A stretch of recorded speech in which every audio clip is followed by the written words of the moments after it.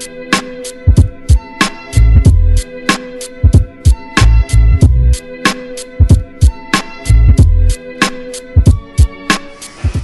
everybody, this is ChefD26, so back once again for another movie review, and I have a special guest here, Irishboozehound. What's up, everybody? Yeah, and guess what? We're back again. We're gonna do our review on The Croods. You own it. This is not. You know what? This is actually a really good Nicolas Cage movie, I would have to say, compared to a lot of the B-rated movies he has. I'm just saying. Almost every single review, you always do this. Why do you always do this all the time? I don't know. It's just kind of fun. Main feature. Avengers Infinity Wars Part 1. Is it worth your money to go see this movie in IMAX 3D? Or is this something you want to see in regular? We're going to explain that right now. Right now, it is worth your money to see it IMAX 3D. This movie was awesome. Mm-hmm. The Russo brothers did a fantastic job of directing this movie. Yes. The cast in this movie did a very, very good job. You don't have to worry about no character development because there's over 10 years of all these characters in the past, so you got to worry about it. The only character you really want. They know what they're doing. It's like getting a group of college friends together. They're going to do what they do best. Pretty much, and that's go kick ass. Yeah, and this movie has action after action after action after action. It's almost non-stop. I mean, yeah, they have scenes where they slow down to discuss the further along the plot, of course. Yeah, and kicking that off. I mean, you know, a lot of people were saying, well, does the trailer shows too much because we saw a lot of trailers. They put a lot of hype into this movie. Actually, the trailers don't show a lot of secrets. That's it actually good. Leaves a lot out, and that's what you want. That's good. That is very good, guys. Yes, but this movie does focus on a character that wasn't really focused on in prior movies. He was just hinted at in credits, but that is Thanos. This is his movie. Yeah, and Josh Brolin did a fantastic job as Thanos. He is an amazing choice for this character. He's not just a muscle-bound thug or anything like that. No, this Thanos, you know, yes, he uses his brawn, but he also uses his brains. He's very intelligent, and that's how he is in the comic books. Yes. And right now, guys, I do have the very first issue of Infinity Wars. Yes. This is a really, really good story. Why? Because this has almost all the superheroes in this comic book right here, guys. And also, too, I mean, if for those who, you could probably look this up on Google Images and whatnot, but there is one character on this cover that is missing, and he's an important part of this storyline. So hopefully we see him in part 2. I hope so as well. But guys, I'm referring to as the Silver Surfer. He was done wrong in Fantastic Four: The Rise of the Silver Surfer. His total story was shitted on. Yeah. It needs a reboot because he has an important part. But what I was going to get at right here is, if you look at the stones right here and look at the stones right here, you can see that the color orders are off compared to the movie. Now, we actually don't know which is supposed to be the real way. The movie did change it up. I mean, hell, this could be the Power Stone for all I know. Yes. This right here could be the Time Stone for all I know. But in the movie, this is the Time Stone. This one is the Tesseract, and then you got the power, and then the soul gem, the mind, and reality. The reality. So we actually don't know the order, but Thanos starts it off with his index knuckle and moves this way to his thumb, and then to this one last. Yes. Now, when it comes, is it really important to me that they changed? Because it's not a really huge difference in my case. It's just how well they played out in the movie. And it doesn't really affect the gauntlet, but you do see the effect it has on Thanos. Each time he puts a stone on him, you can see it really jolts him. He feels it. It's like pain, but he's absorbing the power of the stone. Think like Jet Li, the one. Every time he kills himself, he gets stronger. Yeah, exactly. Good point. Yes. Good reference. Yes. So right now, when it comes to the special effects of this movie, fantastic job. Yeah, Disney job. Did not hold back. They delivered where it needed to go. Hats off to the CGI group. Yes. The sound effects guys. I mean, the sound effects for this movie were top notch. Music was key point. But yeah, like he was just saying, this was a really detailed movie. It did have some drawbacks, I thought, going towards the end. The movie was a little bit rushed. We'll get that to a little bit later in the spoiler talks, but great build-up for Thanos. Very good great intro. I just thought that the end was a little bit rushed. It did hurt my overall rating on the movie, plus a little bit of key points that were taken out. Really hurt the rating of this movie, so I'll say it is... Final verdict? 4 Infinity Gauntlets out of 5. Yes. I would... For my choice, of course... of course, acting was phenomenal. Special effects, like you said, towards the third act, and of course, this one certain scene which we will talk about, about a certain stone, how it was required. But we're gonna get there right after my final verdict, and it is 4 Infinity Gauntlets out of 5. This is a good movie. This is highly recommended. This movie's been hyped up for very. We saw an IMAX 3D, and it definitely was worth our bucks. So definitely check that out if you have an IMAX in your local area. Yes. Please check this one out, guys. Do not deny yourself this movie. If you liked all the other movies, check this one out. So now that we got everything out of the way, we can just knock out the spoiler talk, because there's a lot to talk it up. So right now, you have been warned right here. If you don't want to listen, go watch one of his other reviews. Yes. But it actually kicks off at the end of Thor Ragnarok. Yes. And it has Thor, Loki, and Hulk. And Heimdall. And Heimdall, yes, Heimdall. But this movie does have a lot of death. Big time. When it comes with Thanos, there's always death in his wake. We have always heard that several give or take heroes actually die. Turns out one of them was a villain.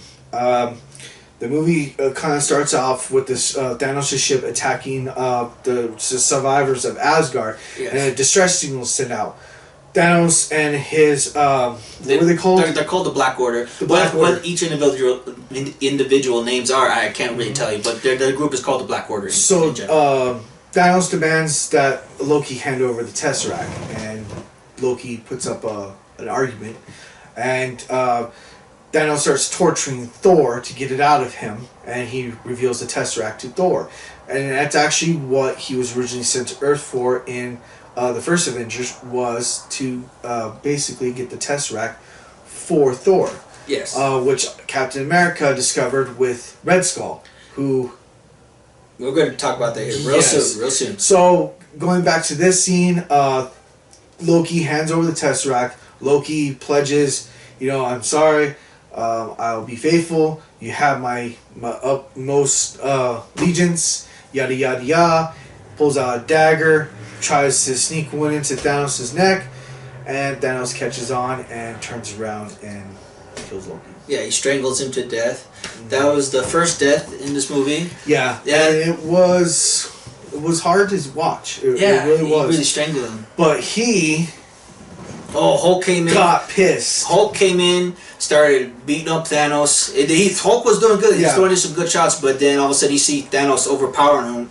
Hulk got his ass beaten this one, guys. He did. And from here on out, Hulk did not want to come out in the entire movie. Yeah, because there was a couple of later scenes where they were telling, Bruce, hey, time to bring the Hulk out. Let's get the green guy. And you could just see kind of like a ripple of his skin. You could kind of like, see it, and Hulk would go, no, I'm not coming out. Yeah, he was arguing. Yeah, he was pretty much arguing. But, we did see enough of Hulk in the previous movies. It was time to see Mark Ruffalo. That's what I got out of this. Maybe because of Thor Ragnarok, because Hulk is mostly Hulk than Mark Ruffalo. And this time it was just more Mark Ruffalo than Hulk. Right. Just to offset it. But basically, Heimdall pretty much creates one last portal to Earth, sends Bruce Banner, shoots him, and then Thanos says, you shouldn't have done that, and kills him. He shanks him right there. Thor's like, I'm going to get you. You're going to pay for everything. You're going to pay for all the lives, all the people that you killed on this ship right here. So basically, after he gets the stone, he blows up the ship. Yeah, Thanos destroys the ship, and that's where that one scene at the end of Guardians of the Galaxy Volume 2, where you see Thor hit the windshield They rescue Thor, they bring him on the ship, and right away, Star-Lord doesn't like it. It's just the way that he talks. Like, Thor's talking with his deep voice, and then Star-Lord's just trying to copy him. Like, well, you know. Yeah. And then, of course, Drax... he's lying on the table, and Drax says, "That's you're a dude. That's a man." Yeah. And then Gamora's like rubbing up on his muscles right here, and I forgot what she says, and he's like, "No, you don't massage his muscles." Yeah, so he was getting hurt. You could tell he was getting jealous. And then Mantis wakes him up, and then he explains what happens and realizes that they're pretty much going for the same cause, which is to defeat Thanos and protect the Infinity Stones. Right away, they have to devise a plan because Thanos is pretty much split up his crew. One is going to Earth, and he's going to nowhere. Yeah, to get the reality stone from the collector. And I gotta say, he got all these stones pretty quickly. He did. And with ease. We were talking about this at the end of Thor Ragnarok, and I think we even mentioned it in his review, that we think that he's only going to get maybe 1 or 2 stones in the first one, and then get the rest in the later stones in the next part. Yeah, but he gets all 6 in this movie. And that kind of upset me because at the end of Guardians of the Galaxy Volume 2, at the very, very, very last hint, we see Adam Warlock's cocoon with the soul gem on top of it. Which I thought it was a soul gem. I thought it was too because it was glowing orange. And that was the only color I was missing. Yeah. It was the only Infinity Stone that we haven't seen yet. So I admit to my mistake. I thought it was. So I was wrong about that. They go there, and nowhere is pretty much not like how you remember it from the first Guardians of the Galaxy, where it was all like lit up, yellow. It was abandoned. You could tell that it was beat up from where the movie left off. And you can see Thanos beating up on the Collector, torturing him, trying to say, "Well, what'd you do with the Reality Stone? Where is the stone?" Yeah, and basically he puts up a fight, and Thanos puts him into like this little box, this little cubicle thing that we saw Howard the Duck in. Yeah, and then here's the tricky part. It was the whole thing was fake because he switched because he already had the Reality Stone. He did. Pretty much tricked him, suckering them all in there. Yeah, so he takes Gamora, leaves Star-Lord there, and then that's where they go to the planet that you cannot pronounce, and this is where we get the biggest Easter egg. This is where we get the biggest shock of this whole movie. I was like pointing like this. I was there was this character where they got the Thanos and Gamora walked up to this character. Shroud. It looked like Sauron. Yeah, it was like, almost like death, basically. He was talking, and then they zoomed in on his face, a little bit more light. And his voice was recommended. I was like nudging David. I was like, yeah, I mean, you were like, oh my god. And then all of a sudden, they zoom into his face, and go ahead, David. It's the Red Skull. Hugo Weaving himself has come back.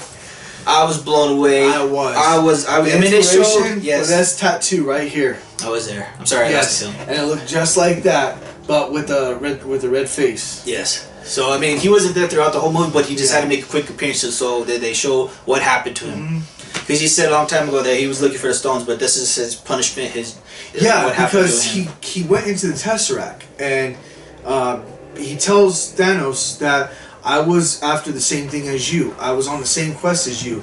And he's like, I'll take you to what you seek. And they come to the edge of this mountain, and it requires a sacrifice. Yes. A sacrifice of something of what you love, what you cherish the most. Yeah, what you cherish the most. And it's a soul for a soul. Yeah, basically. Yeah. But he decided just to grab her, toss her off. Yeah, and then, because Nebula has even said that Gamora was Thanos' favorite daughter. Yes. He always favored Gamora over Nebula. Yes. And I think that's why he shed a tear. It was something he didn't want to do. It's something that it was the hardest decision he had to make yet, and he pushes right over. Yes, and then he goes into like the soul, like the spirit world, because I saw a little hint on like YouTube channel, like he just awakens there, and then he wakens up in the real world. Yeah. Where then he has the soul into cutscene. Yeah, and he has the soul gem in his palm, which that's one thing I didn't really. Yeah, because we thought it was on that cocoon. They should have left it like that. Yeah. So if Adam Warlock does make an appearance, he has the soul gem. Yeah, because he actually has it with him. After that scene, that's when Thanos goes to his homeworld Titan, and that's where Iron Man and Spider-Man and Doctor Strange Yeah, they meet up. And the rest of the Guardians who's left, they all meet up there to try to fight Thanos to help stop getting from all the other Infinity Stones. Yeah, and then the next one on the list, I believe, was the Time Stone, if I remember correctly. That's why he was on Titans, because that's where Doctor Strange is, and that's where the next stone is. That was a very good fight scene. Between Spider-Man, the Guardians, Doctor Strange, and Iron Man. I thought that was a very cool fight scene. Yes. And they all worked together in order to try to take off the gauntlet. Yeah. But unfortunately, after he... Star-Lord... Peter ruined it. Yeah, he pretty much ruined it because he found out that he killed Gamora. Yeah. So he's like, what? He started punching him. He tried to restrain him. Tony tried to restrain him, but that's when what's-her-name got knocked off. And when she got knocked off, that's when he snapped out of it. And him and Iron Man got into this one-on-one combat scene, and ultimately Thanos broke off his dagger and pierced him right here. Honestly, Iron Man was going to die from that. And it was a good fight between Thanos and Iron Man. It really was good. It got real dark, and we all thought that he was dead. And then Doctor Strange says, "All right, I'll give you what you want." And he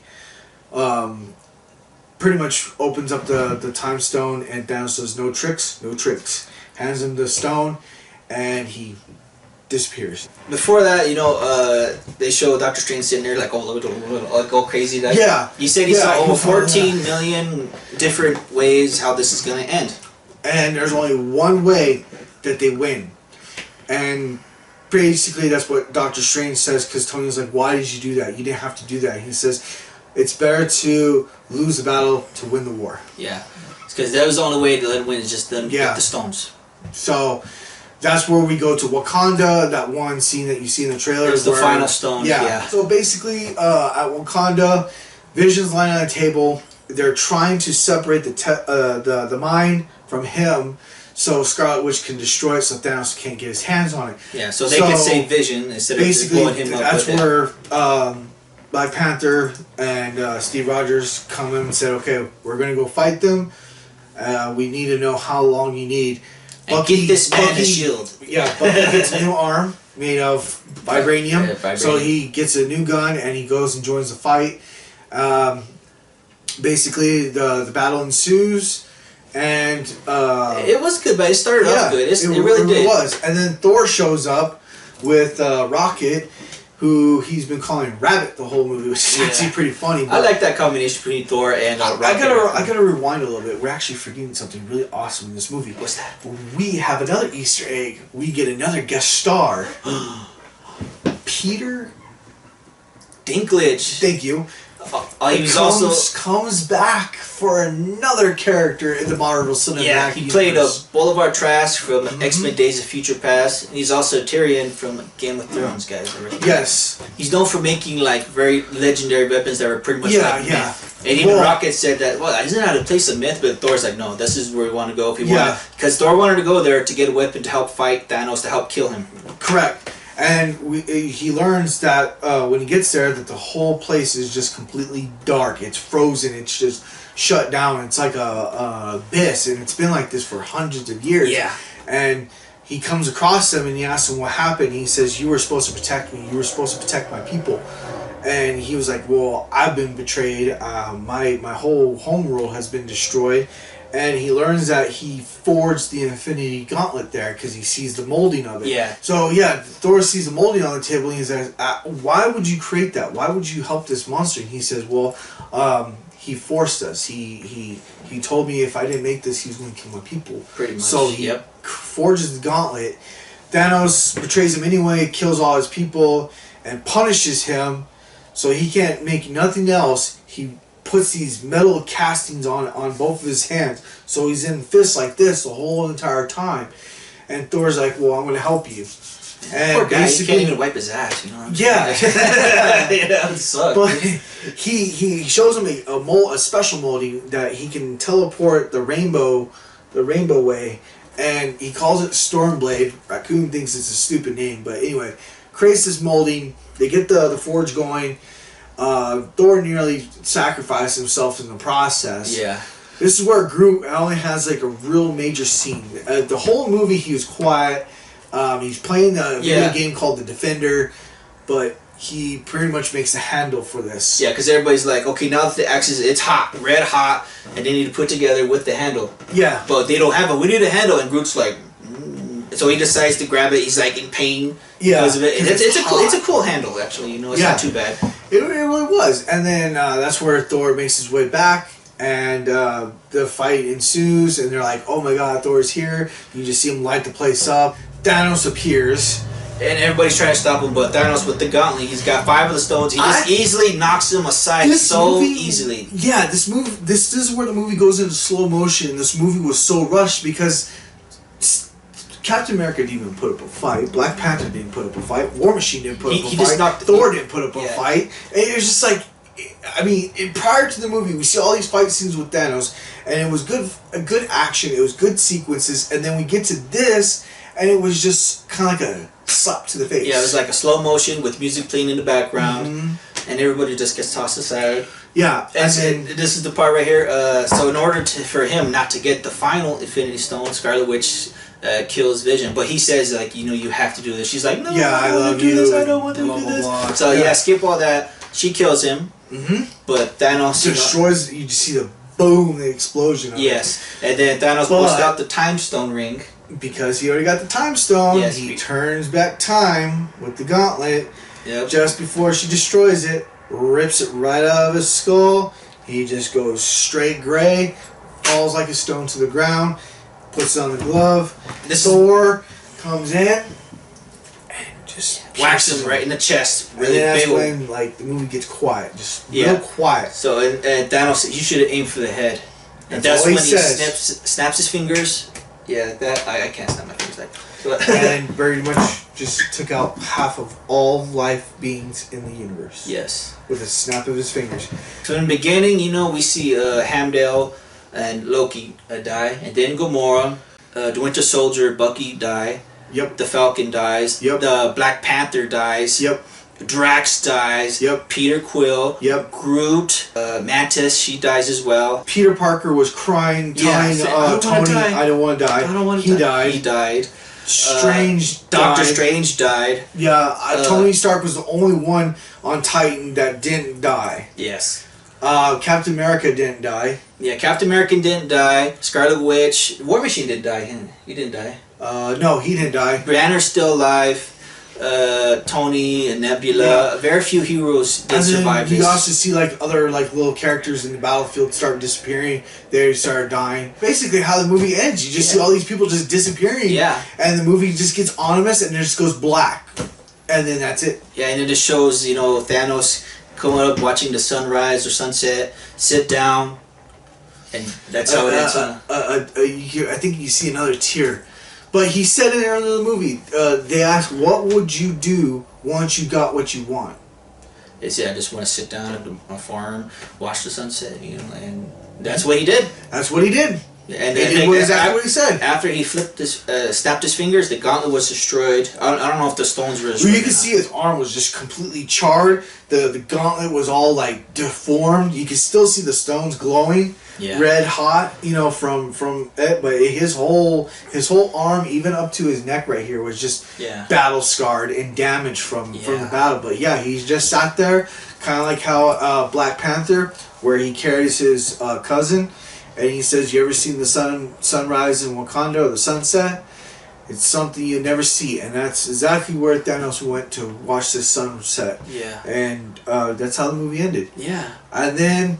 You normally Marvel movies lately they've been spoiling us with two endings. This one only had one secret ending. Yeah. Go ahead, take it away. So right now at the very end, they show Nick Fury and they show that one dark-haired chick. I forgot her name. She's the one from How I Met Your Mother, Kobe something. Yeah, she was also in the first Avengers. She was in the Winter Soldier. Well, I'll just play her name and everything right here. Yeah. But they shows like the aftermath of after they were driving in a car. Yeah. Yeah. After Thanos snapped his fingers, people start disappear on the street. They show a helicopter crash. Yeah. And then they show her like disintegrate. Yeah. And then Nick decides to make a call. Well, not a call, but text somebody. He has like a pager, like an old school '90s pager, and he's fidgeting there, and then his arm started disappearing, and he's just holding this button until he disappears. He's like, motherfucker. Yeah, he's about to say that. And they show on that little screen they showed the teaser of Captain Marvel. Yes.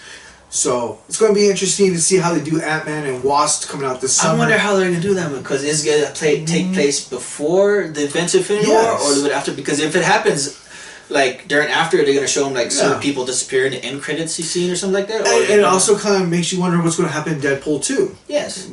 Because are they going to tie in the universes, or are they going to leave them separate? Because Deadpool likes to mention other things like from DC to the different type of X-Men's and. It was just like the Civil War. The X-Men were actually neutral in the whole Civil War battle, but they were actually a part of it, but they were left out of it in the movie, which, sucked. Yeah. So, and that's pretty much the movie, guys. Yeah. And right now, if you check this one out in IMAX 3D. Yeah. It is worth your money. But because of the Infinity Stone and the rush ending and the poor cheesy fights at the end, it really hurted our ranking. We wanted to give it a 5, but I gave 4. 4 was a fair. A solid 4 with a badass seal of approval from just on action alone. Yeah. You'll be entertained. Check it out. It's worth your money. And that's it. We'll see you for DP2. Yeah, DP2, Double Penetration. I mean, Deadpool 2. My bad. My bad. So, thank you everybody for watching. Don't forget to leave a comment down below. Hit that subscribe button. Also, hit that subscribe button, guys. Thank you once again. This is ChefD26. This is Irishboozehound with the Infinity Gauntlet. And we'll see you again next time on Movie Review. So, everybody,